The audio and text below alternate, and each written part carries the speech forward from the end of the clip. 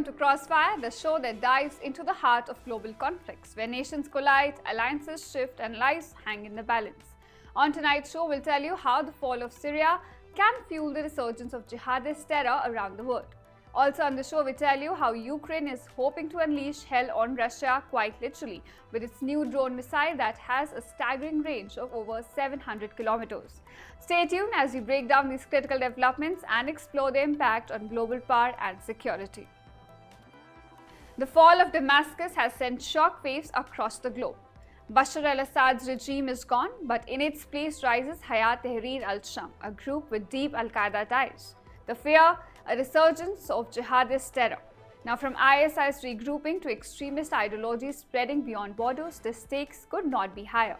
And with Syria descending into chaos, the question is, can the world contain the fallout, or are we on the brink of a new wave of global terror? Our next report decodes it for you.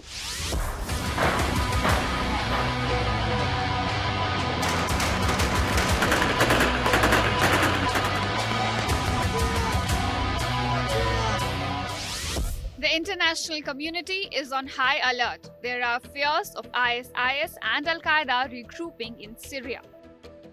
In a globally connected world that we live in today, the impacts of certain events can go far beyond the borders of one country. So what's unfolding in Syria has got everyone on their toes. From Washington to New Delhi, there are fears of jihadist terrorism deepening its roots with the fall of Syrian President Bashar al-Assad's government after rebel forces swept into Damascus this weekend.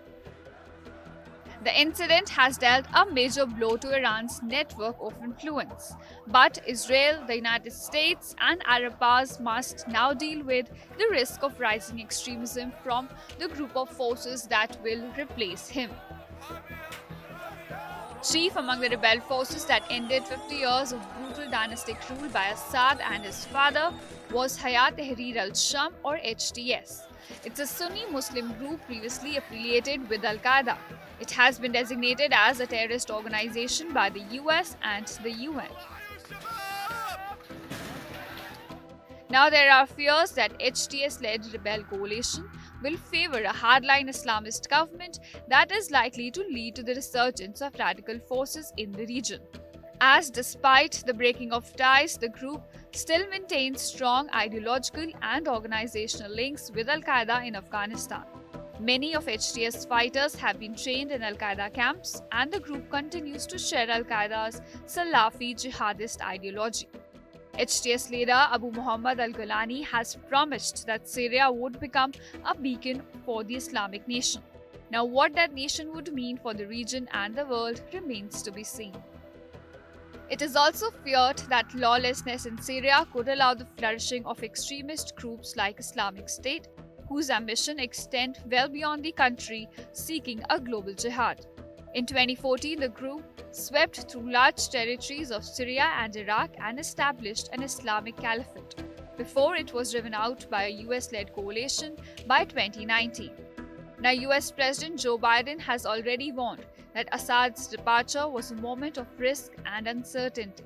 The US military has also confirmed its commitment to staying in eastern Syria to combat the Islamic State, or ISIS. In fact, US forces have been actively conducting airstrikes against known ISIS camps and operatives in central Syria. But, though weak and fragmented now, the Islamic State seems to be regrouping. And with the group's fighters escaping from prisons while rebels were advancing in Syria, has only added to the fears. Intelligence chiefs across the world are now quickly assessing the victory of Syrian rebels in the light of these concerns. There are also fears in New Delhi about Islamic State's presence in India getting a boost and reigniting the Kashmir issue, given that the former President Assad had thrown his weight behind New Delhi after the abrogation of Article 370. There are also concerns regarding the group becoming more active in recruiting Indian youth and cultivating jihadist grounds. The United Kingdom has also warned about ISIS's potential capacity to export terrorism now. Further, there is heightened risk of Salafi jihadist groups in regions such as Nigeria, Somalia, Sahel, Afghanistan, and Pakistan becoming more active. So the global community is closely watching Syria's descent into chaos, knowing that instability in the country could have far-reaching effects on global security. The war in Gaza has been nothing short of a disaster. Over 44,000 Palestinians killed, more than 106,000 wounded, entire neighborhoods wiped out. But amidst the devastation, a fragile hope emerges. Ceasefire talks have taken a significant step forward. Hamas and Israel have reportedly exchanged lists of captives and detainees in Cairo, a crucial move in negotiations mediated by Egypt, Qatar, Turkey, and the United States. So could this signal the beginning of peace? Our next report tells you.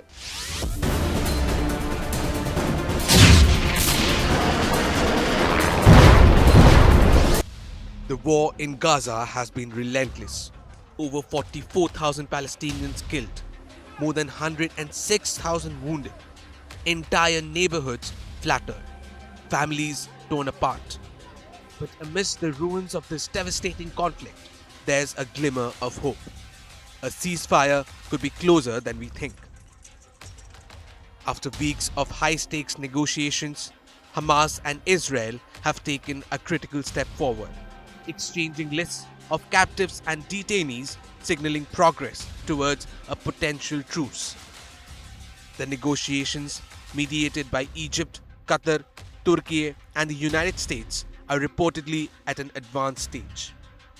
Several reports suggest that committees from Hamas, Israel, and Egypt are working on finalizing a prisoner exchange deal. Here's what's on the table. Hamas has submitted a preliminary list to Egyptian officials. The list includes captives they want released, people with severe medical conditions, the elderly, and even 4 individuals holding US citizenship.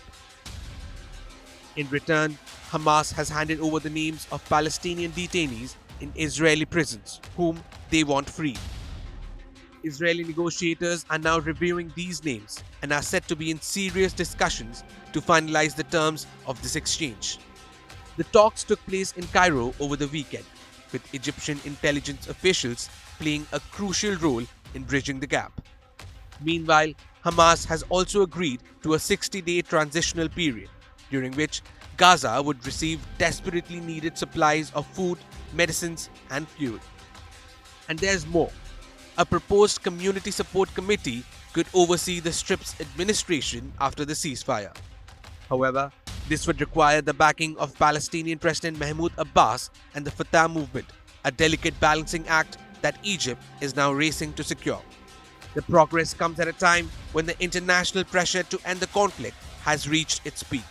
Qatar's Prime Minister recently stated that there's momentum to achieve a ceasefire, citing encouragement from the incoming US administration. With the deadline looming, could a truce be finalized before the new president-elect takes office in the US? The numbers are staggering. The pain is immeasurable.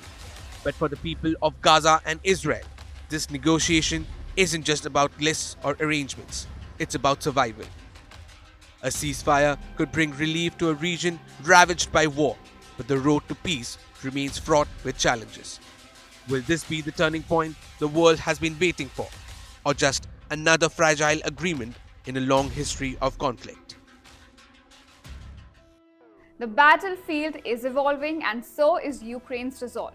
Kyiv has unveiled Peklo, a hybrid drone missile with a staggering range of over 700 kilometers. Now, this is more than double that of Western systems like ATACMS. But it's not just a weapon. It's a bold leap forward in modern warfare. Now, this weapon represents Ukraine's unyielding fight for sovereignty. So, could this be the game changer that shifts the tide of war? Our next report tells you more.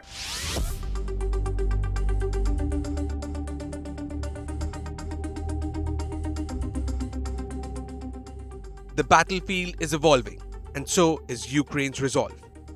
Just when the world thought the Russia-Ukraine war couldn't see a greater shift, Kyiv unveils a weapon that could redefine modern warfare. Meet Peklo, Ukraine's newest creation, a hybrid drone missile with a range that dwarfs Western-provided missiles like the ATACMS. It's not just a weapon, it's a game changer. With a striking reach of over 700 kilometers, more than twice the range of its American counterparts. This weapon is already making its mark on the war front. But this missile isn't just about technology, it's about strategy, independence, and survival. So, how did Ukraine pull this off? What makes Peklo so groundbreaking? On Ukraine's Armed Forces Day, President Volodymyr Zelensky unveiled Peklo, aptly named Hell in Ukrainian, a powerful addition to Ukraine's domestically produced arsenal. Speaking about this monumental milestone, Zelensky confirmed that the first batch has already been delivered to Ukrainian forces and used in combat. Peklo isn't just an upgrade, it's a leap forward. Its range enables Ukraine to strike deep into Russian territory, targeting critical military sites like airfields and ammunition depots. For months, Kyiv relied heavily on homemade drones to fill the gaps left by restrictions on Western missiles. Now, with Peklo, those gaps are closing rapidly. This unveiling comes at a pivotal moment in the conflict. While ATACMS and Storm Shadow missiles from the US, UK, and France have played a significant role, their shorter range posed limitations. Peklo smashes through those barriers, giving Ukraine unprecedented reach and flexibility.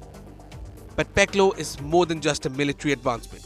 It's a symbol and declaration that Ukraine is not just surviving, but innovating and thriving under immense pressure. And for a nation fighting tooth and nail for its sovereignty, this innovation isn't just remarkable, it's essential. Peklo may be named hell, but for Ukraine, it represents hope. Hope for a future where the tides of war turn in its favor. As production ramps up and deployment expands, all eyes are on Kyiv to see how this weapon reshapes the battlefield. Well, that's all we have for you in this edition of Crossfire. Stay tuned to India Today Global, where we simplify geopolitics for you.